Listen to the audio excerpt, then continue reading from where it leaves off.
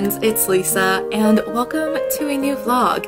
A very exciting vlog because I'm dedicating this vlog to reading and sharing all of my thoughts on Swordcatcher by Cassandra Clare, and also I'm so sorry about the very reflective cover. I'm gonna try not to be too annoying about that. But this is Cassandra Clare's first book that is solely written by her outside of the Shadowhunter world, and if you don't know this about me, I kind of love the Shadowhunter books. If the whole shelf behind me dedicated to them isn't clear, I just love the Shadowhunter world. I love the characters, and it's just such a comfort series. All of the series are comfort series for me, even the ones that make me ugly cry. So I always have such a good time doing dedicated reading vlogs to books I'm really excited about. I've done it for other Cassandra Clare books in the past, so I'm really excited to share all my thoughts. I do believe that this vlog is going to have spoilers just because I feel like it's a whole vlog dedicated to the book. I might as well share all of my thoughts and all of the things that I want to chat about, and I have a hard time talking about books in depth without just telling you things. So there will be spoilers. So if you have not had the chance to pick this book up yet, make sure you add this video to your watch later, so once you have read the book, you can come back, watch it, discuss with me. I would love to chat with anyone who's read this book about the book. I'm just so curious to see what we all think. But if you have read Swordcatcher, welcome. Let us proceed into the rest of the vlog and we can just chat about all of my thoughts. At this point, I will say I have started the book. I am on chapter 3, which is page 71. We are once again back with Cassandra Clare's very long chapters, so I'm just gonna have to accept that that's happening. But being only a few chapters in, I really don't have a lot of thoughts yet. We've just kind of been introduced to all of the characters, I feel like, or the main characters. I don't even really remember what the plot of this book is. I didn't read the description on the inside dust jacket flap to see before I started it. I'm just gonna see what happens. So I don't know too much yet. I will come back once I'm farther in and know kind of what the plot is and share that with you all. And as far as thoughts go, I don't really have many yet. I will say I am getting a good feeling about it though. I don't know why.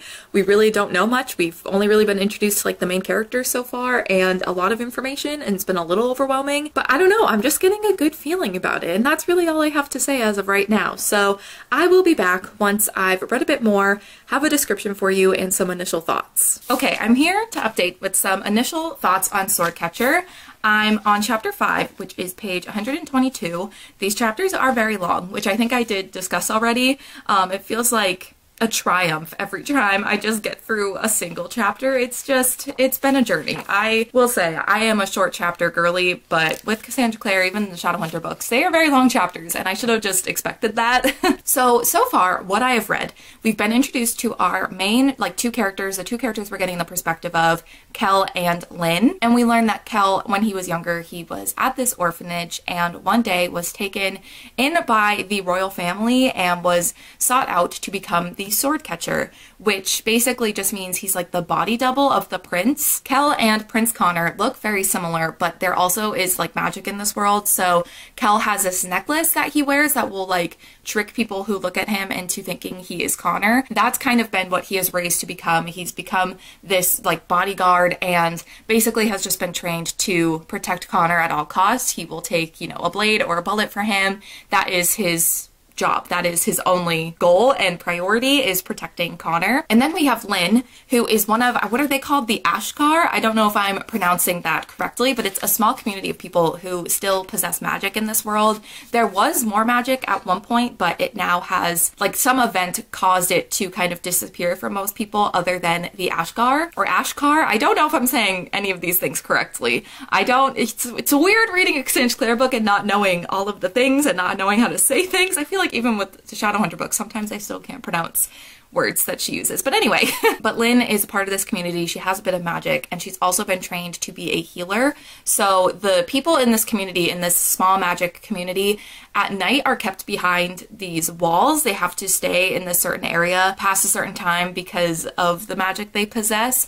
And so she kind of, I think, sneaks out to help heal people, and healing people and helping them is her priority. And her best friend actually is very, very sick, and she's the one person that she has not been able to help and be able to make better. So that's kind of where I'm at in the book so far. I've just seen Kel get introduced to the Rag Picker King, who is kind of, I don't know if he's a villain. I'm not really sure what his vibe is yet. He kind of is being painted as a villain, but I don't know. I feel like it's going to be very interesting to learn more about him. But the Rag Picker King is basically the guy who's in control of a lot of the criminal activity in this world. He is the criminal ruler of Castellan's underworld, and it says, after a failed assassination attempt brings Lynn and Kel together, they are drawn into the web of the mysterious Ragpicker King.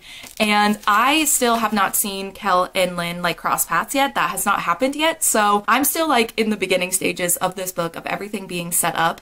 And so far, I will say, I am liking it. Like, I'm getting a good vibe, a good feeling about it, which I think I did say in the intro of this vlog, that I just had like a good feeling. Like, even though right now it's definitely a lot of setup and a lot of explanation of who all of these characters are and setting up different political aspects of the world and just like establishing like the Ragpicker King and all of these different characters and the world and different like areas in the map. Like, I have been referencing the map on the inside of the dust jacket or the inside of the book on the end pages quite often, because there's a lot of places, a lot of things, and I don't know what's going on.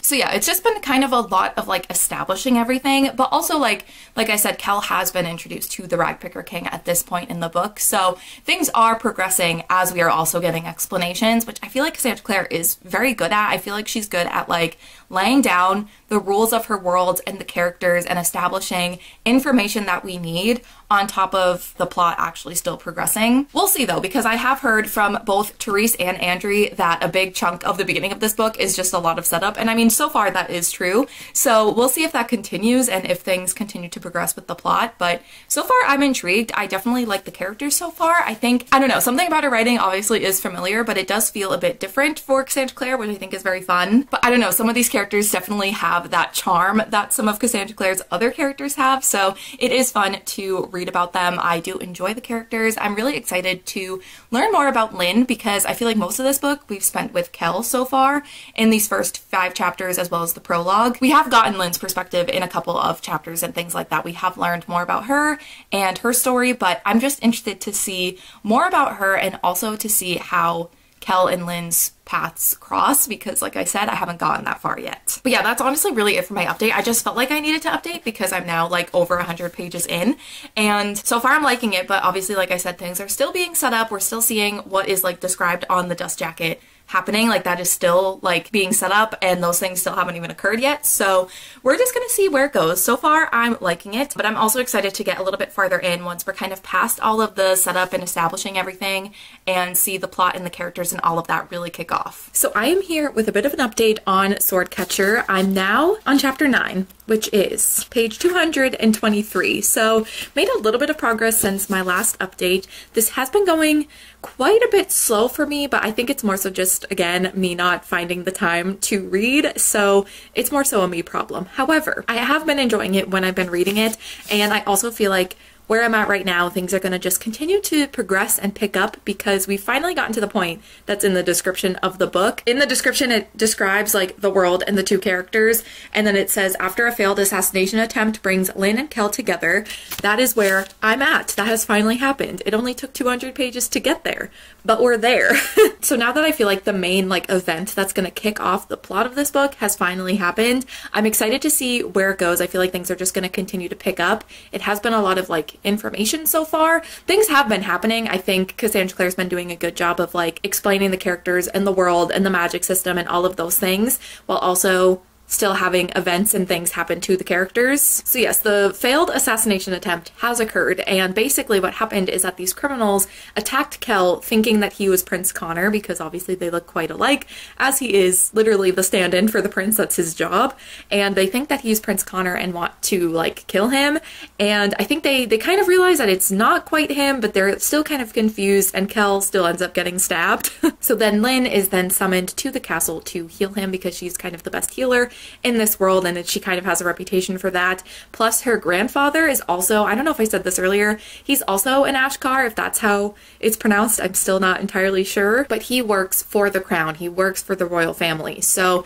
he gets a little bit of special treatment, and his relationship with Lynn is a little bit rocky because of that. He's not really around much. He could have taken them in, Lynn and her brother, he could have taken them in when their parents were killed, but he didn't, and so there's a bit of just tension between them. But her grandfather working for the crown knows that she's a very talented healer, so that is how she gets summoned, and that is how their paths kind of cross. And also, if I say Lila at all when talking about Lynn, it's just because this character's named Kel and her name starts with an L, and so my brain is like, oh, Kel and Lila from A Darker Shade of Magic. It's very confusing. Cassandra Clare, why did you do that?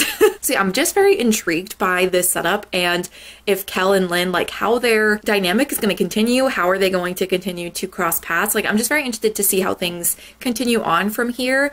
But also, the reason these criminals were going after Connor is quite unclear. I think Prince Connor has gotten himself into a bit of mischief, into a bit of something, and what's interesting is throughout most of this book, up until this assassination attempt and Lila comes in contact with Prince Connor, everything that we've seen of Prince Connor has been through Kel's perspective, and Kel is very biased. Since Kel has been taken to the castle to be the sword catcher, his whole life is about dying for Prince Connor if that is needed. He is the one that has to stand in for Prince Connor if he's in danger, and so they have this very, like, they're almost like brothers, like they're just very, very close knit, and I think Kel has a very biased opinion and view of Connor, because also now the crown obviously has taken Kel in and given him this job and this support where he was in an orphanage before. So I think he has a bit of a skewed view of the royal family and of Connor, and I feel like there's going to be more to Connor's character than we know, because like I said, we've only seen Connor through Kel's perspective. So when Lynn shows up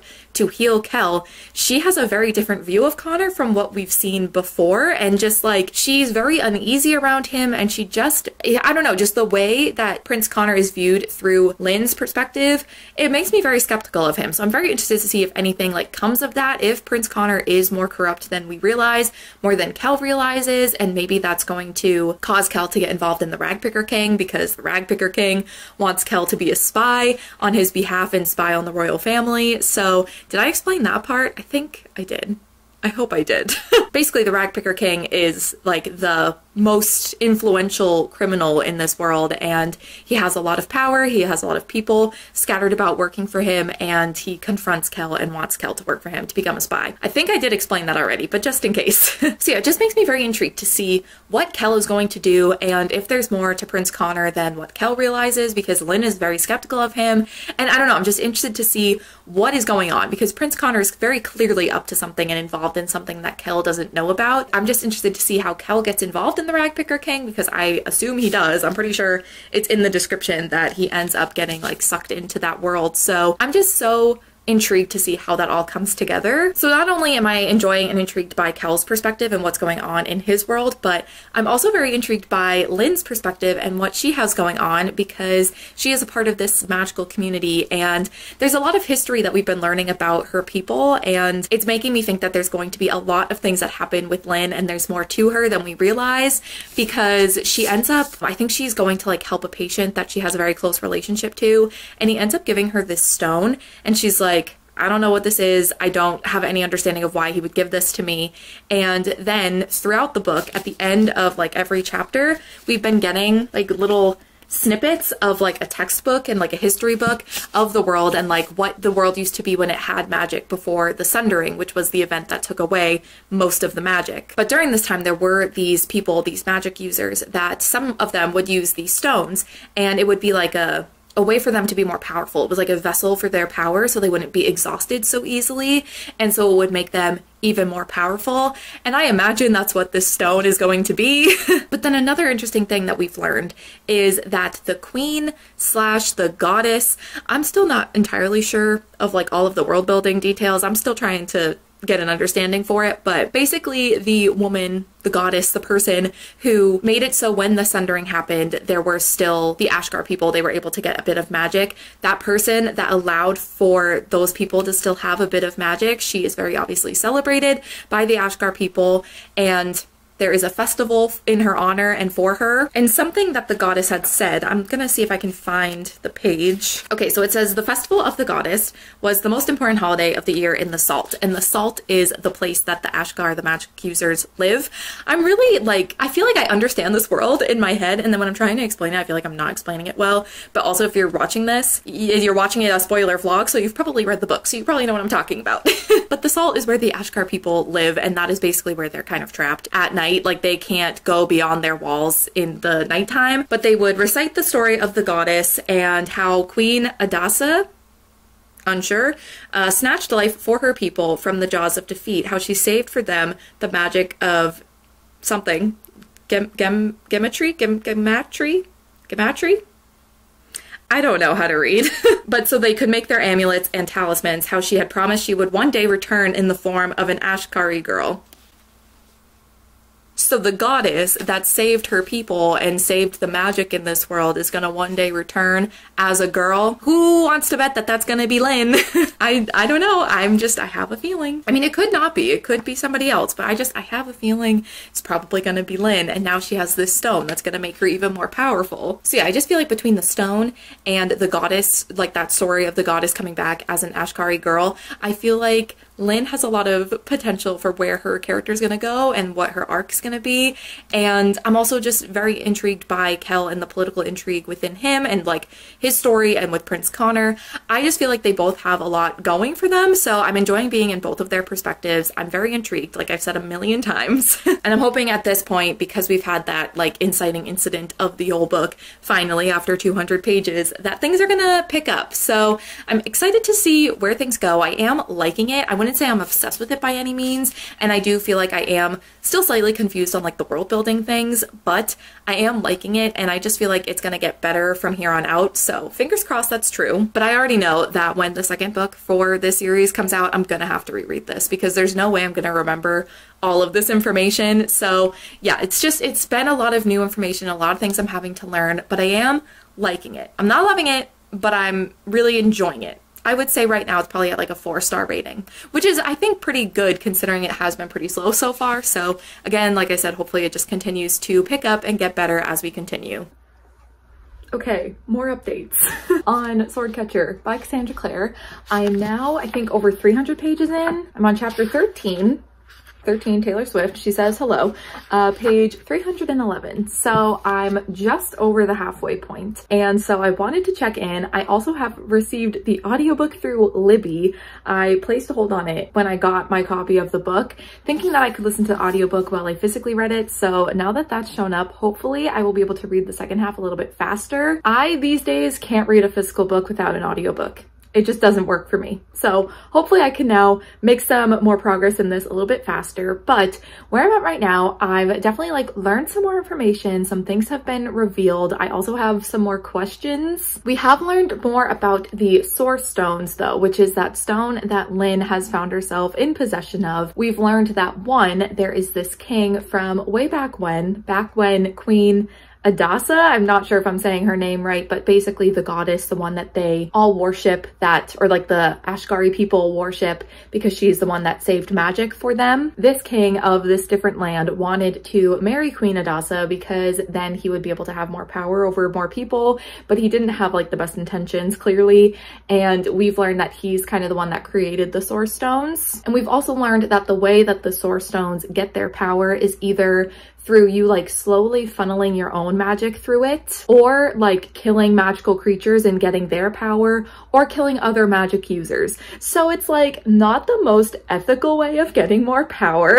So I'm very interested to learn like more about Lynn's specific Source Stone, what she has, and like the story behind that. I don't know, I'm just excited to see like where the magic in this world goes. Like, are we eventually gonna have magic fully happening in this world again, like it was way back when Queen Adasa was alive? And are magical creatures going to become more involved? Like right now, like there are no magical creatures, like they don't exist anymore. But like, are you telling me there's a potential that we'll see some dragons and like some phoenixes or something? Because I'm down. I kind of really hope that the magic ends up coming back, but we'll see. But also I'm like, do we want magic back? Like, I'm not sure. Like, is that good? Is that bad? I don't know. And at this point, Lynn has now also gotten herself involved in the Rag Picker King because somehow he's learned the fact that she has the Source Stone, and he doesn't want the Source Stone for himself. He wants to have somebody who can actually learn to wield magic and use the Source Stone on his side. So he wants Lynn to kind of work for him and you learn how to use magic and use the Source Stone for him and his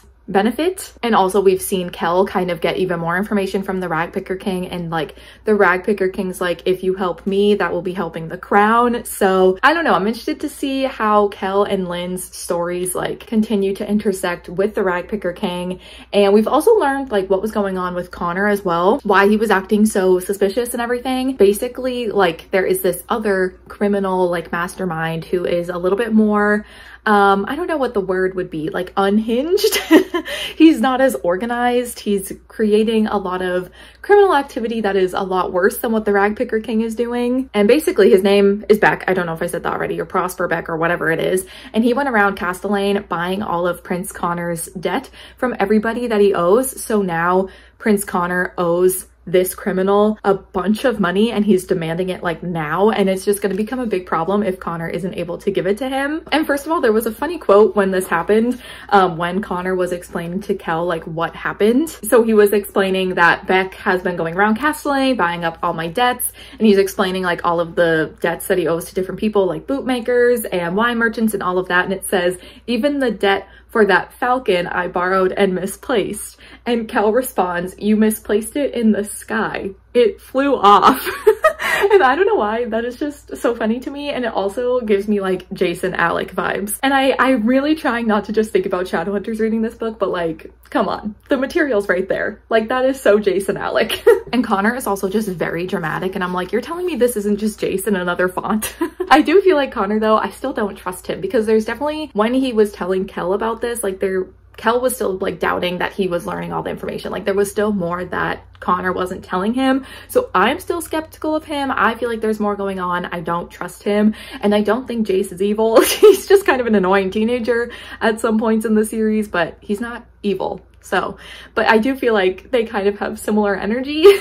So yeah, I definitely don't trust Connor still. I feel like there's a lot more going on, and I feel like Lynn's like fear of him and her being skeptical of him, and obviously Kel is very blinded by this loyalty that he has had to have towards Connor his whole life.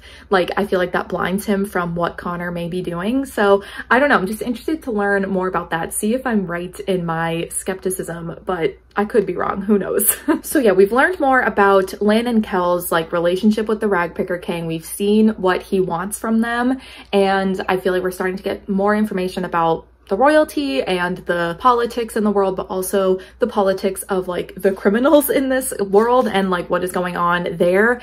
And I don't know, it's still very slow. Like I feel like we're getting information and we're learning things, but it's also still not like super action packed. And I'm now at the halfway point, so it definitely is slow going, but like again, I'm not hating it. Like I'm having a good time. I don't mind that it's really slow, especially because there is so much information that I'm trying to take in. So it's nice to be able to do that and have the time to be able to do that. But yeah, I don't know, it's definitely slow going, slowly paced. I feel like this might not be everyone's cup of tea. I'm enjoying it, but I wouldn't say that I'm loving it, but I like it and I like the characters. And also there's a character named Marin, I believe, and he is like this scientist. He's in school, but he works for the Ragpicker King, and he's very well versed in poisons and antidotes, and that's like his specialty, and he has a whole laboratory in the Ragpicker King's house. But also he is a sweet, precious angel bean, and if anything happens to him, I ride at dawn. I feel like there's potential for something bad to happen to him because he's just a silly little side character, but like I kind of love him. He's just kind of precious, and I think part of it too, again relating it to the Shadowhunter world, he reminds me of Kit Lightwood. He does give Christopher Lightwood vibes, which makes me very happy, but he's just a precious angel being, so I'm worried that something's gonna happen to him. But yeah, I don't know, I'm learning new information. I feel like things are starting to come together, but I'm also starting to have more questions. I'm definitely intrigued, skeptical of like almost everybody, but yeah, I'm not obsessed with it, but I'm liking it. But it is very slow, and I do kind of hope that in the second half things pick up a little bit more starts happening. We'll just see. I don't know how often I'm going to continue to check in. I just wanted to check in at the halfway point, but yeah, we'll see how the rest of the book goes. I'm hoping a little bit more happens and I become even more obsessed with it, because I want to be obsessed with this. I'm liking it, but we're not quite at obsession level yet. Okay, it has been, I feel like, a minute since I've updated on Swordcatcher, but guess what? She finally finished it. Woohoo! It only took like all of November for me to read this, but We did it, and I have thoughts. Okay, where do I even begin with describing what has happened in this book? I feel like the biggest thing is the ending, but first, like, we need to talk about Connor, Prince Connor, because I was saying in like my last update that I still didn't really trust him. I think it was last update, because you find out that he owes this criminal Beck a bunch of money. It's clear that like there's more going on than what he has said. Like, there's clearly more to it than that. We find out that Beck was like making Connor do things, like before he paid him, he was making him like poison his friends, and then he wanted him to like kill somebody, and he's like, okay, I need to pay him for this debt or else he's going to make me do things I don't want to do. So he ends up behind everyone's backs without anybody knowing. He goes and makes a deal with Sarth, which is the country that is like neighbors with Castellane. He ends up making this deal of like an engagement. He's going to be engaged to a princess of Sarth, and he gets her like dowry money like immediately, and so he's able to pay off the debts right away with that money. He's now just engaged to this princess. So obviously when that gets revealed that Connor's already engaged to somebody, it kind of causes a problem. And then when the princess is set to arrive in Castellane to visit, Sarth pulls one over on Castellane and Connor and everyone by, instead of sending the princess that he thought he was getting engaged to, it was a different princess, and this girl is 12 years old. And Connor, I think all of the main characters are like 23 years old, so that's a slight problem. So now he is engaged to Princess Louisa, who is 12 years old, and basically Sarth has just kind of been looking for any way to like declare war on Castellane. There's a lot of tension between them, so this was like their way of like trying to test them, and like if Connor had been outraged and sent the princess back to Sarth, like they would have declared war on him. It just would have been a whole thing. So he's like, okay, I guess I have to like go along with it. We'll just have like, obviously they're not going to be engaged and married for quite some time, but that is who he is engaged to. And it's just really weird, and it causes a whole lot of issues. But then that's kind of what leads to a lot of the conflict at the end. Like, there ends up being this like gathering, this party to celebrate the arrival of Princess Louisa, and a bunch of people from Sarth are there as well. And there's a lot of people in Castellane that are upset about the union between Connor and Princess Louisa because they don't want there to be any sort of union between Castellane and Sarth. There's a lot of distrust. Like I said, there's been basically this war that has been like brewing for years and years and years. They're just kind of waiting for it to start, like they're waiting for someone to instigate it. So there's a lot of people that are protesting this marriage, and at this event, at this party, this group of people come in and start killing the Sarth people. They start killing people at this party, and they end up killing Princess Louisa, and I was not expecting that at all. I'm like, this poor 12-year-old girl, like that is so sickening. Like it's not right. It's so bad. So she ends up dying. A bunch of the Sarth people that were visiting get killed. The guard for the princess also is killed, which I wasn't expecting because I think her name's Vienne. I don't know if I'm saying that correctly. I had the audiobook, so you think I would know, but I have a pea brain. But Cassandra Clare posted art for her character like on her Instagram, so I expected her to be like, or become a bigger part of the story and become like a part of the main cast of characters, but then she killed her off, so that was unexpected. But yeah, basically a bunch of people die, and so now they know that Sarth is going to declare war on Castellane because a bunch of their people and the princess have died in their hands, like in their palace. So that's gonna cause a bunch of problems. So yeah, as upsetting and like shocking as it was to read those things, it was actually like the most exciting part of this book. Like, I'm not saying I dislike this book. I actually did enjoy this book, but it's very politics focused. It's very political. It's very much focusing on the characters and the politics between all of the criminals in Castellane, but also the royalty and the groups of people, the charter families who like all have certain things that they import and are in charge of in this world, and other countries. Like, it's very much based off of the politics, and that is what is the driving force of this book, which is fine. I actually did enjoy it, but the last couple chapters had some like action and some excitement, and I just feel like that's setting up for the sequel to maybe have a little bit more going on, and I'm excited to see what happens. Because we also, in the last couple chapters, we had Lynn, who was at the festival for the goddess, who was the one who fought the guy who created the source stones, and she was the one that kind of took magic out of the world but was able to give it to the Ashkari people, and she one day will come back as a Ashkari girl, and Lynn ends up with certain information that she knows is going to be happening. She ends up lying about being the goddess returned, and I'm like, oh no, like what is going to happen now? Like everyone's gonna think that she is the goddess returned and she has this Source Stone, and it's like, I just wonder if like Lynn created the situation to make it appear as though she is the goddess returned, but I wonder if Cassandra Clare is gonna be like, but actually she is. Like she thought she was lying, she thought she was making it up, she thought she fabricated that, but like she might actually be the goddess returned. I don't know. As of right now, we just know that Lynn has like lied about it and is pretending to be. But I wonder if she's going to end up actually being the goddess returned in the end, but that's going to cause a whole thing. I'm very interested about that. I'm just more interested in like the magic in this world. Like I want to know more about it. So I'm also excited for the sequel to learn more about like the magic, and hopefully we see more magic come into the world. I don't know. I'm just very interested to see how that all goes. And then also, okay, we need to talk about like the romance in this book, because I don't know if it's just because they're the two main characters. I assumed that Kel and Lynn were gonna be the ones that like get together. Oh boy, I was wrong. I was very shocked.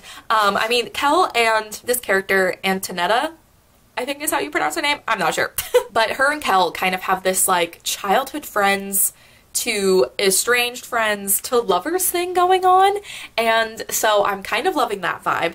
But also Lynn and Connor, what? I was so surprised by that. There was a moment where they kissed and I was like, what's going on? Like the first time that they kissed, I was like, what?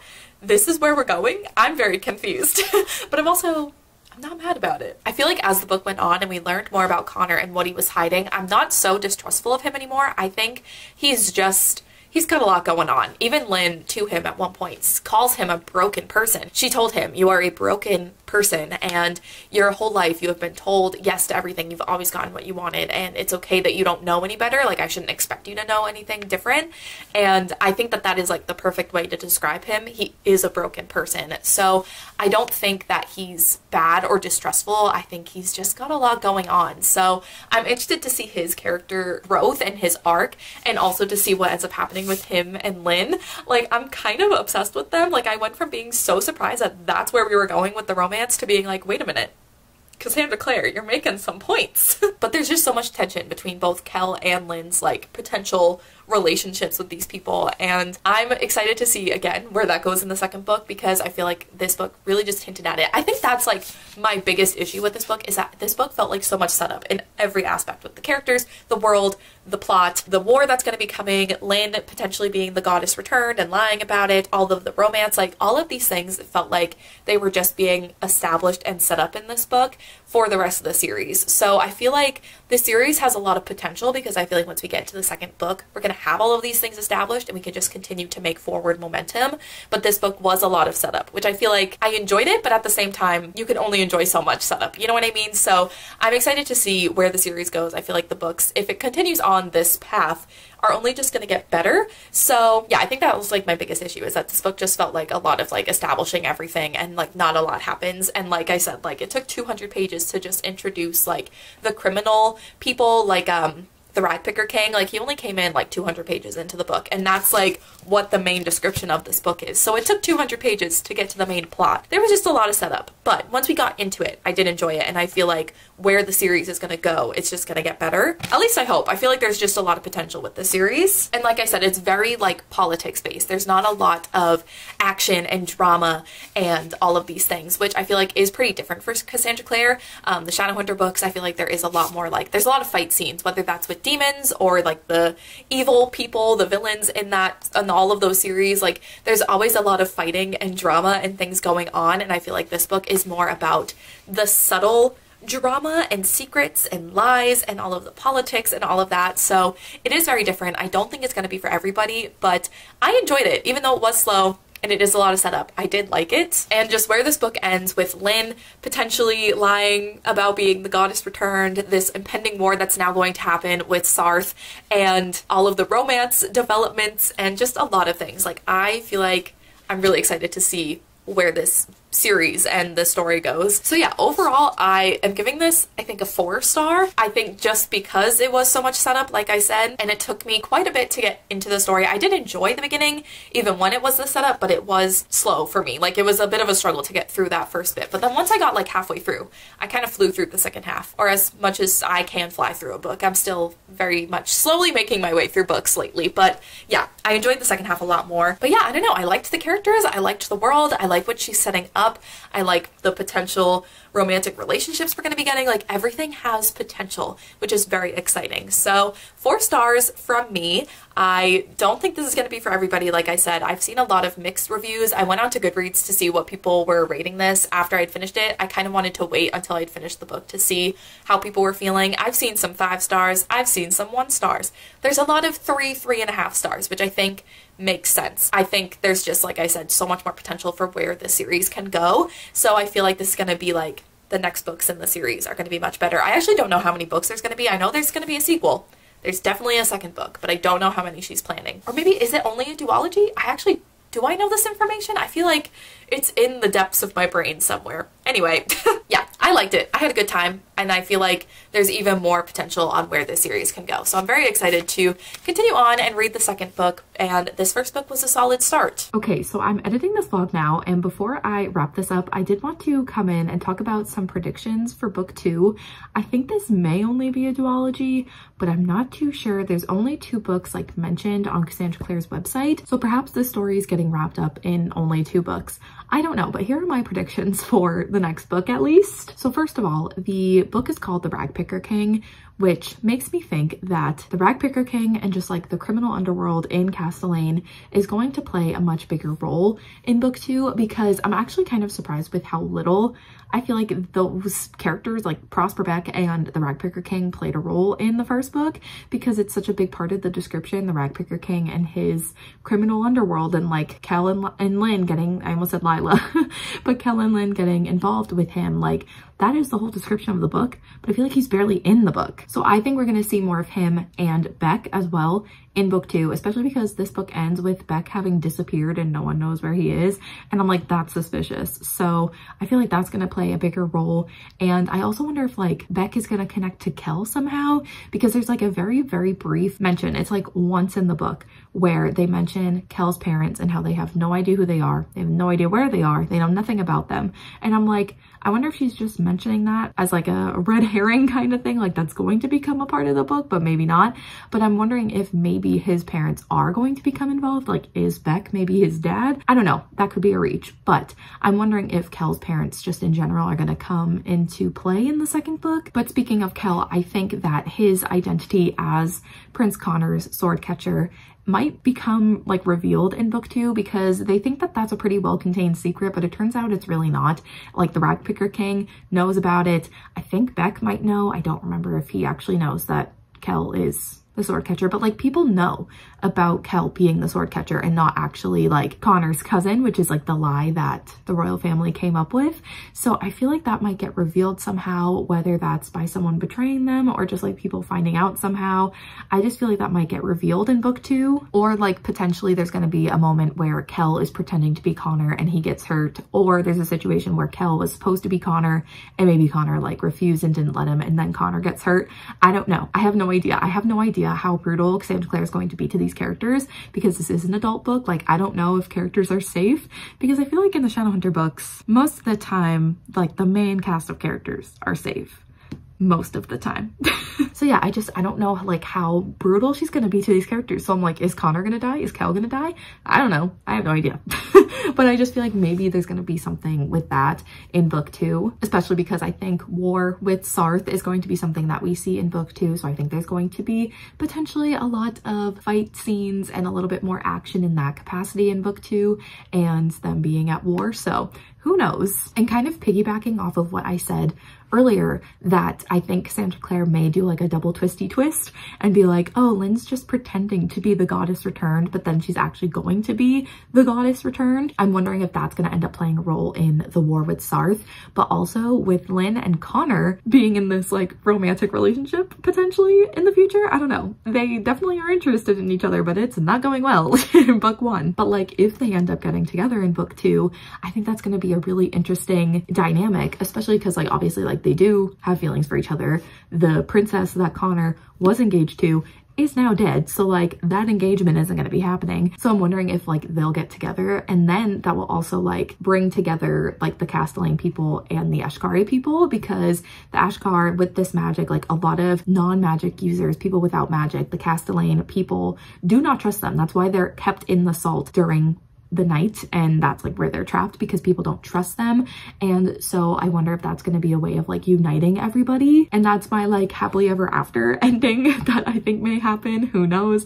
But I'm just wondering if Connor and Lynn getting together is going to bring all these different types of people back together. And then my one like final prediction, it's not even really a prediction, it's more so just I think that the king of Castellane, Connor's dad, there's something going on with him. He is mentally unwell, and I didn't really mention it at all in this vlog, but there's been a lot of weird things going on with him, and I feel like that must play a bigger role in book 2, because over the years that Kel has been in the castle, the king has kind of slowly retreated into his own quarters and is very rarely seen out of them, and he's very into astronomy and looking to the stars for answers and like analyzing what they mean. And he has this like advisor kind of that helps him read the stars. When Connor's engagement, his secret engagement, gets revealed, the king finds out that his like advisor on the stars and everything was kind of trying to get Connor to be engaged with people like on the side, and so the king thinks that the advisor that he had was tricking him and was lying to him about what the stars were saying. So he has him killed. He's gone. Goodbye. But the king, I don't know. He's not doing well mentally. He's actually the person who killed Vienne, who was the guard for Princess Louisa. He like threw her across the room and killed her. And so I'm like, what is going on with him? Something weird is happening. I think there's like a history of madness or something within the family. So I think that's something that Connor's concerned about, which I think is why Connor is so just all over the place. I think that's why Lynn sees him as a broken person. He's just going through it. But yeah, the king is just mentally like not well. So I'm very interested to see how that continues to play a role in like what the king is going to do in book 2 that may or may not like help what's going on or make things worse. Like I just feel like he is going to cause some problems, but also be a very interesting character to follow. So definitely let me know if you've read Swordcatcher, any of your thoughts. Obviously, if you're going to talk about spoilers in the comments, I know this vlog is all spoiler filled, so hopefully people who haven't read the book yet aren't looking at the comments, but if you're going to talk about spoilers, just, you know, give a little warning in your comment before. But I'd love to hear all of your thoughts and what you think about the world, the politics, the characters, the romance, anything that you want to talk about. I would love to chat about it down below. Even though I did check Goodreads to see some of the ratings, there's not a lot of ratings. Like, I don't understand how this is a Cassandra Clare book, and like everyone was talking about it when it was released, but I still feel like I haven't heard people talking about actual thoughts on the book. So if you've read it, let me know. I'm dying to discuss with people on what they think about this book, so definitely let me know down below. But that is going to be it for my Swordcatcher reading vlog. Thank you all so much for watching, and I will see you in my next one. Bye.